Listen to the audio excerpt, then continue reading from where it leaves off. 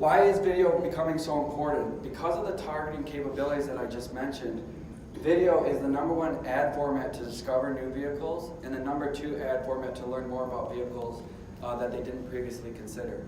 If you are using a very highly targeted video campaign, outside of search, video is the next best thing you can be doing to drive those customers to your dealership and to get into the consideration set. And I think we're going to talk a little bit later about the effectiveness of helping with the search component by simply running campaigns. And this is something you see at Google across the board? Yeah, and just to be clear, you mean how that impacts search and whatnot? Yeah, we'll talk a little bit about that in the attribution piece later, but to mention it now, a lot of times when you have an effective video strategy, it drives search results for you. It makes people search more for you, search directly for your dealership name, go directly to your website, and those are things you can measure to demonstrate the effectiveness of your video.